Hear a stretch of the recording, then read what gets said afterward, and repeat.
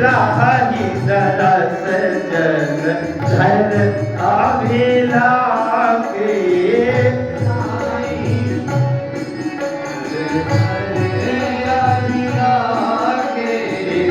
नित रही सरित सिंधु बरसई भारी नित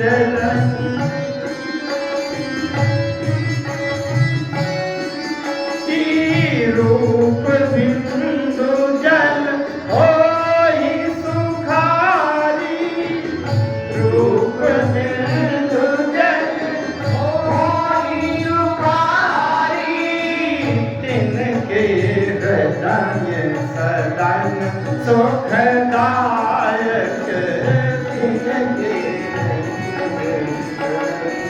सुखदायक बसहु बंधु सिय सहज गुनायक बसहु बंधु सिय सहज गुनायक बसहु बंधु सिय सहज गुनायक बसहु बंधु सिय सहज गुनायक। चर्चा चल रही है कि राम जी रहते कहाँ। अच्छा, एक बात समझें, केवल एक निवास स्थान, केवल एक घर हो जहां राम जी रहते हो, उस तरह का, उस क्वालिटी का, उस लक्षण का, उस गुण का घर अगर नहीं है तो बेचारा राम जी को बसा नहीं पाएगा। इसलिए वाल्मीकि जी ने बड़ी कृपा किया, 14 तारीख के घर बता दिए, कोई ना कोई तो निकल आएगा, है ना। अभी मैं आपको सही बताऊं, मैं अपनी कोई विशेषता नहीं बता रहा, लेकिन भरपेट पूरी बात मैं कह नहीं पा रहा। एक और चौपाई की जितनी बातें हैं, जितने तरंगे हैं, जितने उद्गार हैं, लेकिन फिर भी हमें जो समय प्राप्त है उसी में तो कुछ समझना है। तो कल तक बात यह हुई थी कि जिनके श्रवण समुद्र समाना, कथा तुम्हार सुभग सरिनाना, भर ही निरंतर हुई न पूरे, तिनके ही तुम कौरे। कथा में जिसकी इतनी पिपासा हो, कभी तृप्त न। क्यों? क्योंकि अगर कथा सुनने में अगर कोई संतुष्ट हो जाए, तृप्त हो जाए, तो रामचरित जे सुनत आघा की रस विशेष जानत। इसलिए पार्वती जी क्या कह रही थी भगवान शंकर से? नाथ तवानन शशि स्रवत कथा सुधा रघुवीर, अश्रवण पुटन मन पान करी, नहीं अघात मति। लेकिन आज अगली चौपाई की थोड़ी बहुत बातें जो हो सकती हैं समझिए। तो अब दूसरी बात, मान लीजिए कथा सुनने में किसी को मन नहीं लगता। एक बात मैं थोड़ी सी कह दूं, क्योंकि यहाँ बड़ी विशिष्ट सभा होती है, यहाँ के श्रोता जो हैं बड़े परिपक्व सिद्ध एकदम हैं। रस कितने होते हैं? साहित्य की दृष्टि से 9 रस। अब तो 10वां रस भी साहित्यकारों ने बता दिया है। 10 मान लीजिए, चाहे 9 मानिए, 10 मानिए। अब भोजन में होते हैं 6 रस। खट रस, कड़ुआ, खट्टा, नमकीन, कसैला, तीखा, मीठा, ये 6 रस। तो 9 रस साहित्य के, 6 रस भोजन के, 9 6 15 रस हुए। आज 10 अगर माने तो 16 गिन लीजिए। बहुत ध्यान से समझिएगा। अगर कोई व्यक्ति साहित्य के रस के आधार पर, रुचि पर कथा सुन रहा है, किसी को वीर रस बहुत पसंद है, अब कोई वीर रस का कथावाचक आ गया, 2 घंटा, 4 घंटा, 20 घंटा, 10 दिन, 2 महीना, 4 महीना वीर रस सुनाता रहे, तो एक स्थिति तो आएगी कि कह देगा बस भैया हो गया, बहुत वीरता हो गई, अब वीरता खत्म है कि नहीं? भाई अगर कोई किसी को श्रृंगार रस बहुत अच्छा लगता है, श्रृंगार रस सुनाना शुरू करो, 2 घंटा 4 घंटा 10 दिन 20 दिन कब तक सुनेगा। किसी को रसगुल्ला बहुत अच्छा लगता है, रसमलाई, 2-4 की बात नहीं, 10 किलो 20 किलो टब के टब आगे रख दे, कितना खाएगा। बहुत ध्यान से समझिएगा। अगर कोई व्यक्ति रस के आधार से कथा सुनने में जिसका मन लग रहा है, तो रस की रुचि की एक सीमा है, वो तृप्त हो जाएगा, कहेगा बस हो गया, कहाँ तक हम हास्य रस कहाँ तक सुने, वीर रस कहाँ तक सुने, श्रृंगार रस कहाँ तक सुने, समझ रहे। अगर कोई व्यक्ति कहता है बस भैया बहुत हो गया 2 घंटा, इसका मतलब रस के आधार पर कथा सुने। इसी तरह भोजन में किसी को कोई रस बहुत अच्छा लगता है, खट्टा मीठा कुछ भी, 2 किलो 4 किलो 1 क्विंटल 2 क्विंटल कितना खाएगा मीठा मधुर रस या खट्टा रस। गोस्वामी जी कहते हैं बहुत तात्विक बात है, वेदांत है। कहते हैं अगर साहित्य के रस या भोजन के रस के आधार पर अगर कोई कथा में मन लगाए होगा, तो जब उसके रस की तृप्ति हो जाएगी तो कथा सुनने में वो अघा जाएगा, फिर उठ के चल देगा। लेकिन अगर विशेष रस का रसिक होगा, वो कभी तृप्त नहीं होगा, रस विशेष जहां। अब विशेष रस क्या है? जो लोग विशिष्ट विद्वान बैठे हो, वेदांत में कहते हैं ब्रह्म की व्याख्या करते हुए रसो वैसा। विशेष रस क्या है? जिसको परमात्मा का रस मिल रहा हो, वो कभी तृप्त नहीं होगा। इसलिए रामचरित जी सुनत अग। एक विनय पत्रिका का पद आता है, कथा तो होती रहेगी। एक बात और बताऊं, आप लोग चिंता न करें, ये परमात्मा की कथा है, अनंत भगवान की कथा है। हरि अनंत हरि कथा। अच्छा, परमात्मा पूर्ण है, पूर्णमदः पूर्णमिदं पूर्णात् पूर्णमुदच्यते पूर्णस्य पूर्णमादाय पूर्णमेवावशिष्यते। परमात्मा पूर्ण है और जीव अपूर्ण है। इस अपूर्ण के द्वारा पूर्ण की गाथा को पूर्ण भी कैसे किया जा सकता है? कभी संभव नहीं है। इसलिए आप इस चक्कर में न रहें कि प्रसंग पूरा हुआ कि नहीं हुआ। 2-4 बातें भी अगर हो रही हैं तो उसमें हमारे आत्म कल्याण के लिए कौन सी बात मिली, केवल ये निशाना बना के बैठिए, यही कथा की सार्थकता है, जितना मुझे समझ में आता है। मैं बात कर रहा था, हाँ, विनय पत्रिका की एक पद की एक पंक्ति। कभी कभी जब बड़ा उस तरह से समय होता है तो विनय पत्रिका के पदों की व्याख्या होती है बड़ी स्थिरता से। कवितावली के छंद हैं, गीतावली, दोहावली। एक पंक्ति केवल बोलूंगा। कहते हैं जो मोहि राम लागते मीठे, तो नवरस खटरस सब अनरस हो जाते अति सीठे।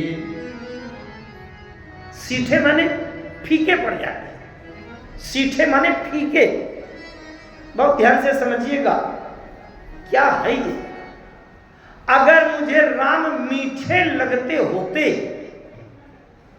तो साहित्य के नवरस, तो नवरस खटरस, खट माने 6, भोजन के 6 रस, सब अनरस, ये रसहीन होकर के फीके लगने लगते।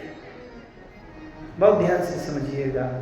अगर भोजन के 6 रस अनरस हो जाते तो पहले जो पंक्ति में मीठे शब्द आया है वो मीठे कहां से आ गया? समझ रहे? अगर भोजन के खटरस भी अनरस होकर सीठे हो जाते तो जो मोहि राम लागते मीठे, ये मीठे कहां से आ जाते? बहुत ध्यान से समझिए, ये मीठे क्या है? कहते हैं ब्रह्म पयोनिधि मंदर ज्ञान संत सुरयाही, अमृत कहाँ से निकलता है? समुद्र मंथन से। रामचरितमानस में 4 समुद्र मंथन हुए, 4। एक समुद्र मंथन की मैं बस संकेत की चर्चा करके आगे उसमें चलता। ब्रह्म पयोनिधि मंदर ज्ञान संत सुरयाई।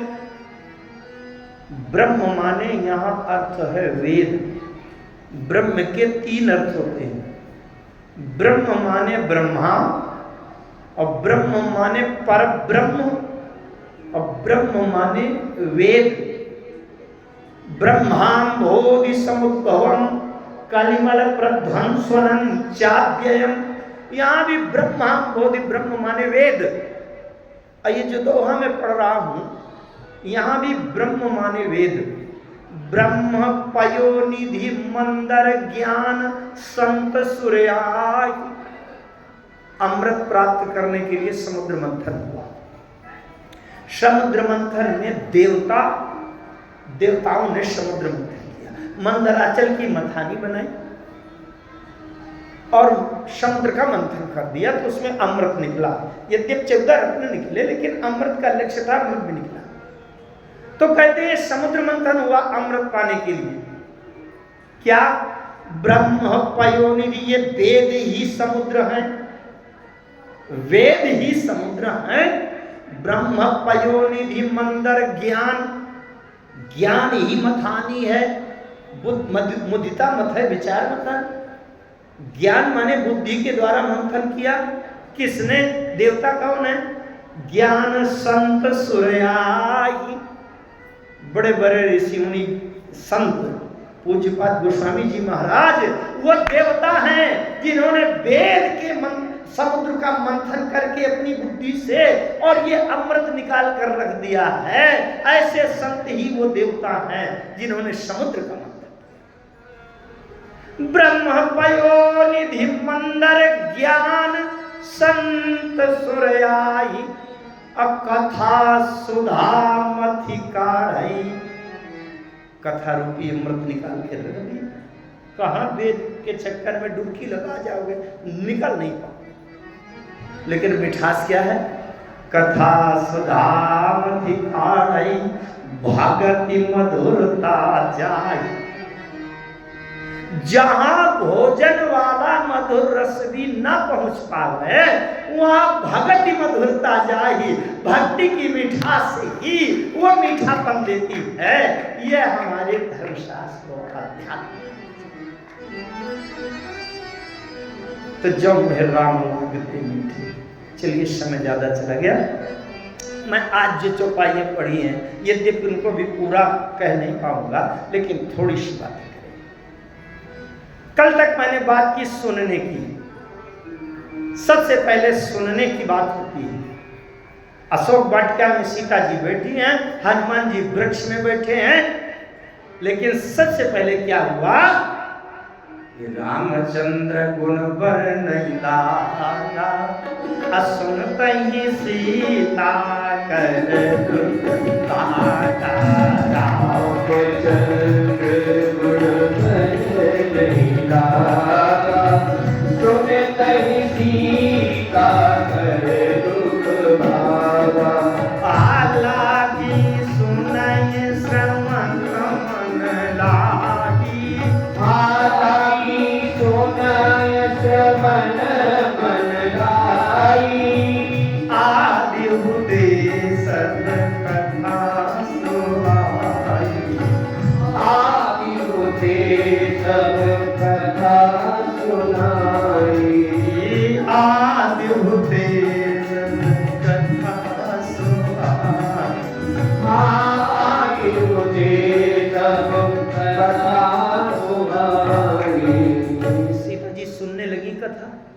और सुनते सुनते जिज्ञासा क्या हुई? अच्छा, एक बात बताओ, अगर यहाँ पर एक पर्दा ऐसे लगा दिया जाए और पर्दे के पीछे बैठ करके हम कथा सुनाएं, तो आप सबकी नज़रें ढूंढेंगी ना कि भैया कथा तो बहुत अच्छी हो रही है, लेकिन कथा बोलने वाले और पंडित जी कहाँ है? कथावाचक दिखाई नहीं पड़ रहा। ढूंढेंगे कि नहीं? सीता जी के सामने राम कथा होने लगी तो सीता जी के अंदर जिज्ञासा क्या हुई? देखने लगी, कथा बड़ी अच्छी है, बहुत सुंदर कथा है। कथावाचक कितने अच्छे ना होंगे, बढ़िया ब्राह्मण होंगे, तिलक त्रिपुंड होगा, बड़ी कल्पना हुई। सीता जी ने चारों तरफ दृष्टि घुमाई और ये कहा, अरे भैया श्रवणामृत जय कथा सुनाई और कहिए सब प्रगट हो किन भाई, कहाँ छुपे बैठे हो। और हनुमान जी का मतलब क्या है? जब सीता जी ने कहा भैया कथावाचक सामने आओ, मैं तुमको देखना चाहती हूं, इतनी अच्छी कथा सुना रहे। हनुमान जी ने कहा, माता जी कथा तो सुंदर है लेकिन कथावाचक तो बंदर है, इसलिए सुंदर वाली चीज सुनो, बंदर को काय देख। हनुमान जी का सिद्धांत क्या है? राम कथा को आगे कर दो, राम कथा को आगे करो और अपने को छुपा लो। जबकि आज कथावाचक कहते हैं कि मेरा फोटो चित्र लगा के इतना बड़ा बैनर बनाओ कि पूरे शहर नगर में मैं ही दिखाई पड़ूं, कथा सुनाई पड़ जाए। ये दोस्त कथावाचक से सीखना चाहिए, इनसे अच्छा कथावाचक कौन हो। इन्होंने अपने को पत्ते में छुपा लिया और राम जी की कथा को प्रसारित कर दिया। ये उद्देश्य सीता जी ने कहा, लेकिन वो जो शास्त्र का सिद्धांत है कि पहले श्रवण बाद में दर्शन, सीता जी के अंदर जिज्ञासा हुई। एक जगह नहीं 20 प्रसंग बताऊं मैं। सीता जी गई थी वहां पुष्प वाटिका में, और जब सखियां लेकर के गई गौरी जी के वहां सर समीप गिरजागृह सुहा, वहां गई और एक सखी सी संग बिहाई गई नहीं देखने पुरवाई। वो लौट करके आए, उन्होंने उस सखी ने राम लक्ष्मण को देख लिया, ते तो बंधु बिलो के जाई और प्रेम विवश सीता को आई। अब उस सखी ने, उसके प्रसन्नता की सीमा नहीं थी। तासुदशा देखी सकिन उलकेगा तो जलनैन, तो कहु कारण निजो हर्ष कर पूछे ही सब मृदु। बात क्या है, बड़ी विचल रही हो। उस सखी ने बताया, अरे देखा न बाग कुंवर दोइया, देखा न बाग कुंवर दोइया, वह किशोर सब भांति सुहाए, वह किशोर सब भांति सुहाए। हीरा अनयन श्याम गौर कीमी कहूँ बखानी, श्याम गौर कीमी कहूँ बखानी। हीरा नयन नयन बीनु बानी, हीरा नयन नयन बीनु बानी, हीरा नयन नयन बीनु बानी, हीरा नयन नयन बीनु बानी। अच्छा, उस सखी ने जो बताया, वो सखी कौन है? संसार में ऐसे संत ब्रह्मनिष्ठ तत्व ज्ञानी तत्वदर्शी साक्षात्कार करने वाले संत, जिन्होंने अपने जीवन में योग समाधि तपस्या ध्यान धारणा के माध्यम से जिन्होंने ब्रह्म का साक्षात्कार किया है, वो जब संसार में आता है तो संसार के लोगों को कह देता है, कहाँ फंसे हो झूठे खिलौने संसार में। अरे उसको नहीं देखा तो कुछ नहीं।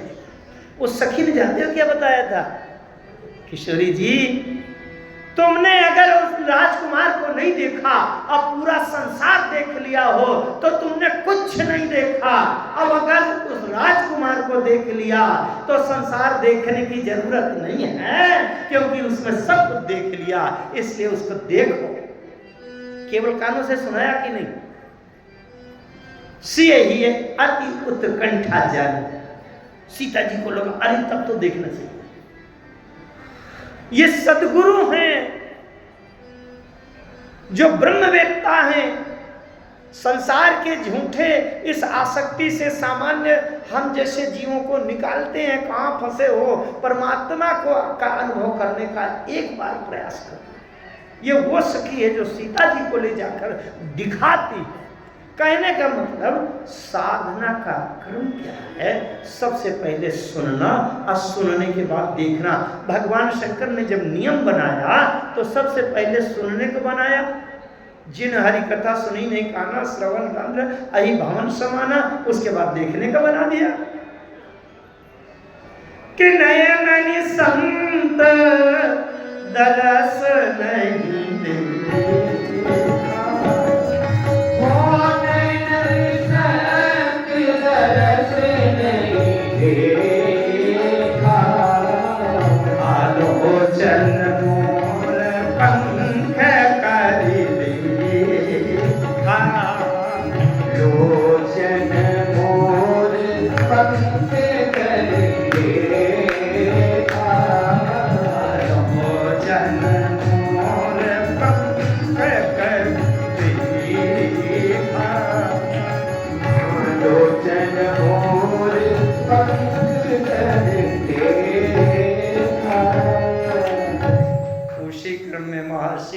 जी लिखते हैं, अरे लोचन चातक जिनकरी राखी, लोचन चातक जिनकरी राखी, धाई तरस जल धरय भिलाखी,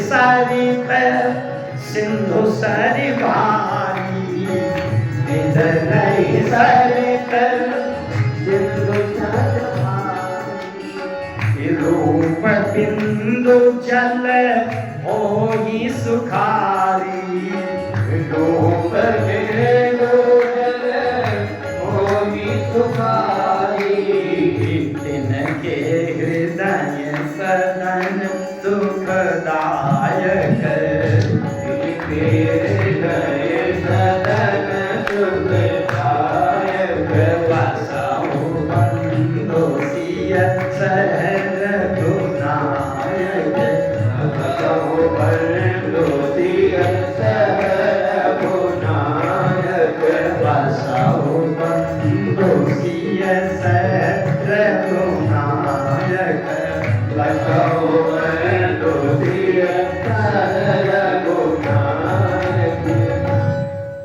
महर्षि वाल्मीकि ने चातक को स्मरण किया।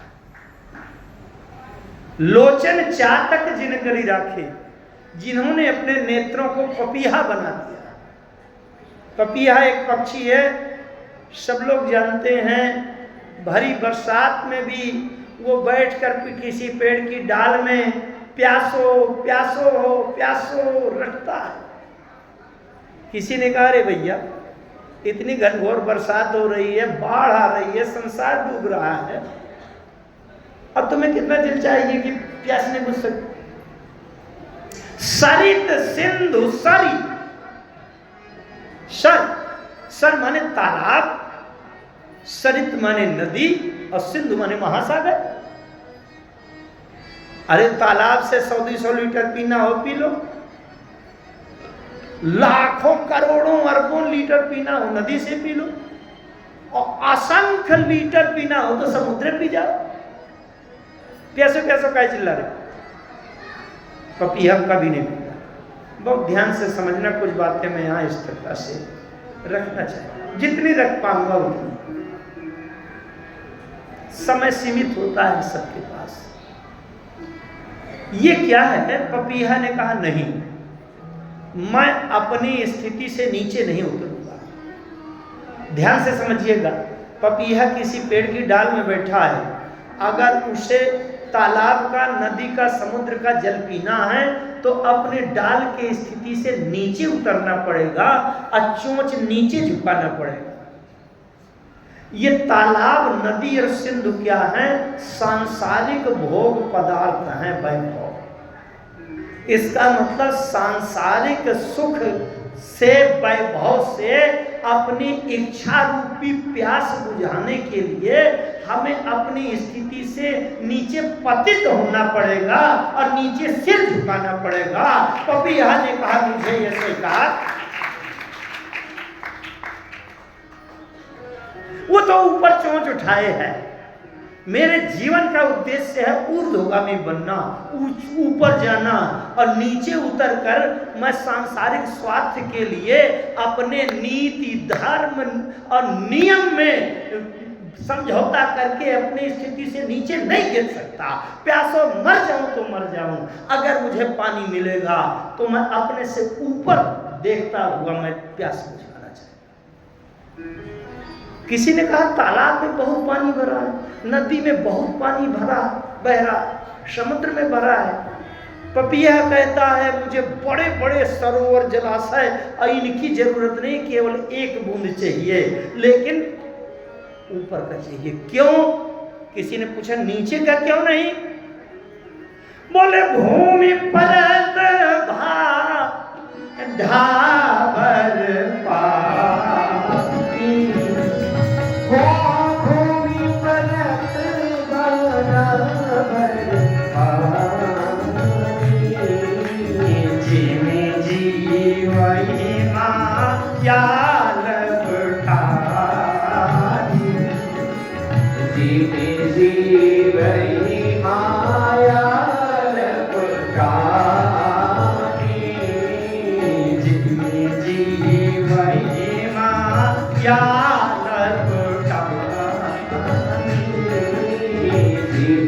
जीवहि माया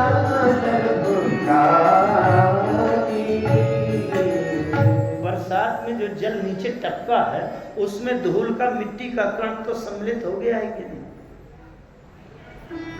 यहाँ ये कथा का मंच है, वो विषय लेना उचित नहीं है ज्यादा, लेकिन वेदों में, वेदांत में एक पंचीकरण क्रिया का उल्लेख है। पंचीकरण, पंचीकरण का मतलब 5 तत्वों से रचना है सृष्टि की। क्षिति, जल, पावक, गगन, समीरा, 5 तत्व हैं। लेकिन अगर एक तत्व लें आप तो एक तत्व में 80% तो तत्व रहता है और बाकी के 20% में दूसरे 4 तत्व मिले रहते हैं। जैसे हवा आवे, आंधी आवे, तो हवा में भी मिट्टी मिली है कि नहीं? धूल के कण मिले हैं कि नहीं? जेठ के महीने में हवा आ गई तो उसमें गर्मी माने अग्नि तत्व मिला है कि नहीं? है ना?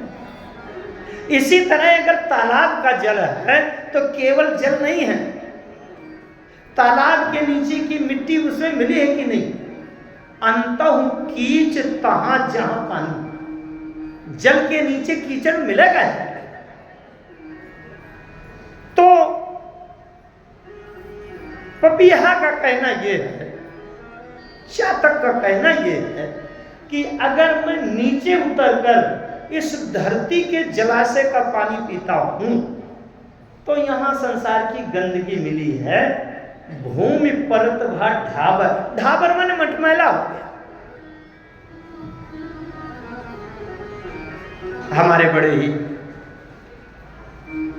प्रिय और बहुत पुराने से परिचित, सुविख्यात, जिनके स्वर में, शैली में भगवान की कृपा, सरस्वती मैया का साक्षात वरद हस्त है, ऐसे हमारे शशि भूषण दास जी का आगमन हुआ है मंच में।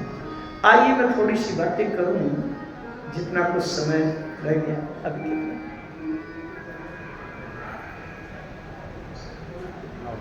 कितना 10-5 मिनट कर लूं, यद्यपि ये चौपाई बड़ा विस्तार चाहती है, फिर कभी होगा जब भगवान संयोग देंगे।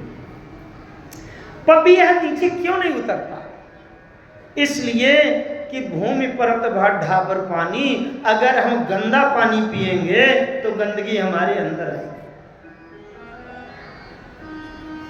एक कथा आती है हनुमान जी जा रहे थे संजीवनी बूटी लेने, औषधि लेने। अब बीच में कालनेमि नामक राक्षस ने साधु का वेश बना करके और आश्रम बना लिया और कथा कहने लगा। हनुमान जी आकाश मार्ग से जा रहे हैं।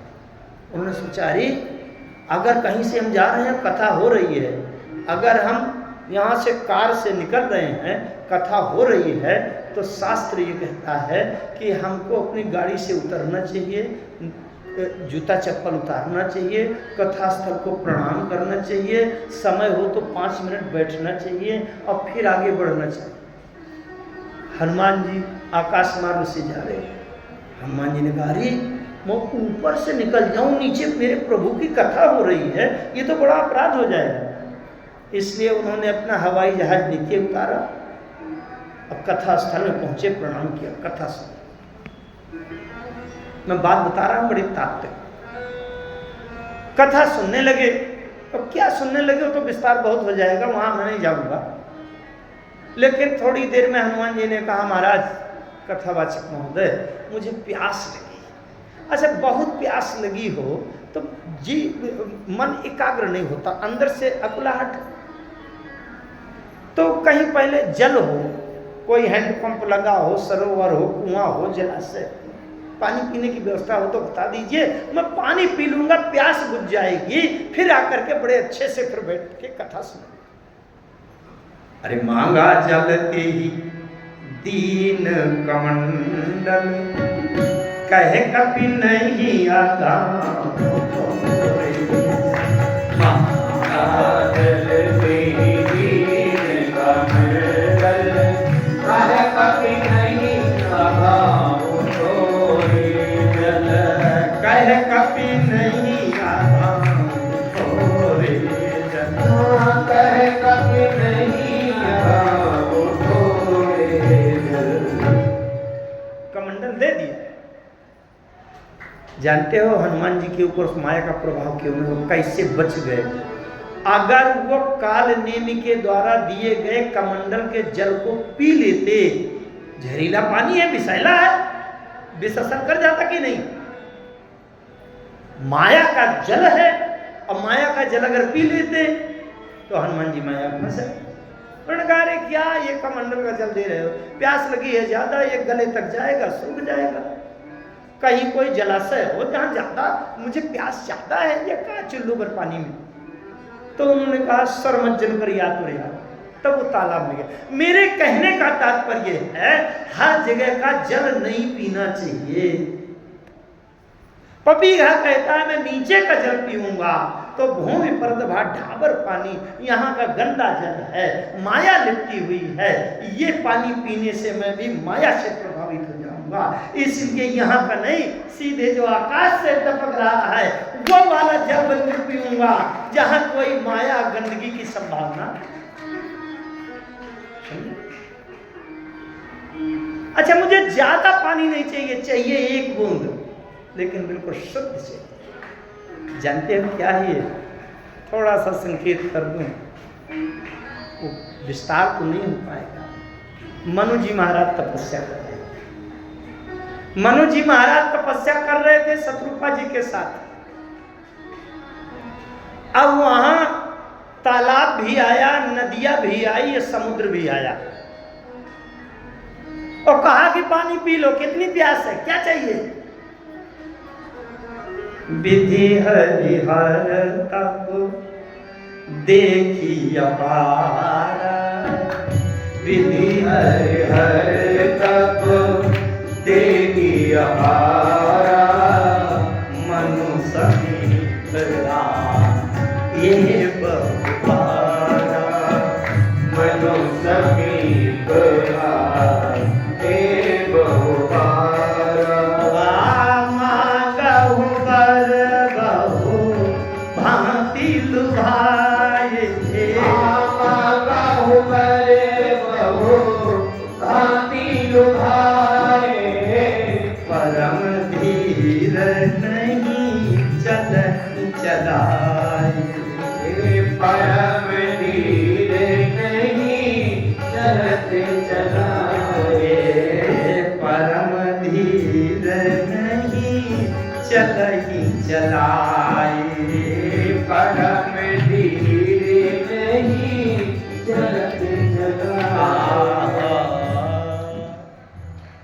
तपस्या कर रहे हैं। मनु जी कौन है?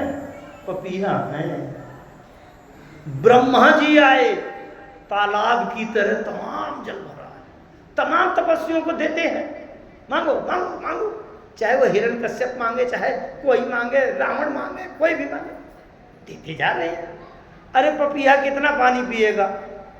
2 बूंद 4 बूंद, 1 गिलास, 2 लीटर, 10 लीटर, कितना पिएगा? ब्रह्मा जी के पास कमी है क्या? ब्रह्मा जी है तालाब, विष्णु भगवान है सरिता, नदी की जैसा विष्णु भगवान आ गया, मांगो। और फिर शंकर आ गए, महासागर, उनसे तो कोई कुछ भी मांगे। शंकर जी कहते हैं मांगो। मनु जी ने कहा ये तो तालाब और नदी और समुद्र हैं, 3 का पानी मुझे नहीं पीना, मुझे 1 बूंद चाहिए, लेकिन वो शुद्ध चाहिए। ब्रह्मा विष्णु महेश का भी दिया हुआ। गीता में एक बात आई है, अंतवत्तु फलम तेषां तद्भवत्यल्प मेधसाम्। गीता के मंचों पर भी व्याख्या करने का अवसर मिलता रहता है। लेकिन मनु जी ने आंख नहीं खोला, मुझे ये इतने बड़े बड़े भंडार वाले जलाशय नहीं चाहिए, मुझे तो 1 बूंद चाहिए, लेकिन स्वाति का जल नक्षत्र चाहिए और दूसरा नहीं चाहिए, प्राण निकले सो निकले। दोहावली में गोस्वामी जी ने क्षति पपीहा का चातक वृत्ति का इतना विस्तार से वर्णन किया है कि केवल बस ये कह बर सकता हूं कि विस्तार से वर्णन किया है, और विस्तार का वर्णन होना संभव नहीं। ये स्वाति का जल कौन है, क्या है? गोस्वामी जी महाराज कवितावली में कहते हैं, जग जाचिए को न जाचिए जो, जिय जाचिए जान की जान ही रे, जेहि जाचत जाचक ताजरि जाय, जो जारत जोर जहान ही रे। गोस्वामी जी लिखते हैं जग जाचिए को न, संसार से किसी से कुछ मत मांग। अंदर से मन ने कहा बिना मांगे काम नहीं चलता, फिर क्या करें? बोले जग जांचिए कौन, जग जांचिए माने, अरे एक जगह मैं ऐसी बात कर रहा था तो उन्होंने एक व्यक्ति ने कहा कि हम जांचिए का अर्थ ये समझ रहे थे जैसे परीक्षा में काफी जांची जाती है। मैंने कहा भैया सत्य बात कह रहा हूं, जांचना माने याचना करना, मांगना, भीख मांगना। जग जांचिए को ना, संसार में कोई किसी से मत मांगो। भीतर से बात आए कि बिना मांगे काम चलता नहीं, फिर क्या करें? तो बोले जिए जांचिए जानकी जान ही रही। अगर मांगना बहुत जरूरी हो तो हृदय से जानकी जान, जानकी प्राण, जानकी नाथ को मांग लो। बोले उसके मांगने से क्या होगा? बोले जे ही जाचत जाचक ताजरि जाय, जिसको एक बार मांग लेने के बाद फिर मांगने वाली वृत्ति जरी जाए, भस्म हो जाएगी, दोबारा कभी मांगना नहीं पड़ेगा। अगर राम से कम मांगा तो आपको बार बार हमेशा असंख्य बार मांगते ही रहना पड़ेगा, है? ये क्या है? जो जात जोड़ जा। विश्वामित्र जी गए थे अयोध्या मांगने, दशरथ जी ने कहा मांगो। बोले अनुज समेत देहु रघुनाथ। दशरथ जी ने कहा नहीं नहीं, आप जैसे हमारे पूर्वज हरिश्चंद्र जी के जमाने में आए थे तो मांगो भूमि धेनु धन कोसा, सर्वस देवाद सहरोसा, देह प्राण ते प्रिय कछु नाही, सो मुनि देव निमिष माही। विश्वामित्र जी ने कहा राजन वो मांग कर मैं देख चुका हूं, वो मांगने के बाद भी आज दोबारा मांगने की नौबत आ गई कि नहीं? इसलिए आज तो मैं अपूर्ण को नहीं पूर्ण को मांगूंगा। अपूर्ण को मांग लेने के बाद फिर कभी मांगने की जरूरत नहीं। आज मैं राम से नीचे नहीं मांग। मनु जी चातक वृत्ति के हैं, ब्रह्मा विष्णु महेश के सामने आंखें नहीं खोल रहे। और वहां क्या कहा? ये भिखारी नहीं है। जैसे ऊपर से आकाश ध्वनि हुई, मांगो मांगो बर अरे भई न भगवान, परम गंभीर कृपा मृत सारी। मांगो मांगो भई न भवानी, परम गंभीर कृपा मृत सारी। परम गंभीर कृपा मृत सारी। परम गंभीर कृपा मृत सारी। अच्छा, केवल मांगना भर होता, मांग लेते। देवताओं ने कहा था कि हमें वो विनाशकारी वो चाहिए, और स्तुति किया, मांग लिया, चले गए। लेकिन मनु जी कहते हैं महाराज मुझे मांगना नहीं है, मुझे देखना है। और अभिलाष निरंतर हुई, क्या देखिए नयन परम प्रभु, देखना है, देखना है। किसको? ब्रह्मा विष्णु तक के सामने आंख खोल नहीं खोला, लेकिन उसको देखा, क्योंकि लोचन चातक जिनकर राखे, लोचन चातक जिनकर राखे, राही दरस जल राखे।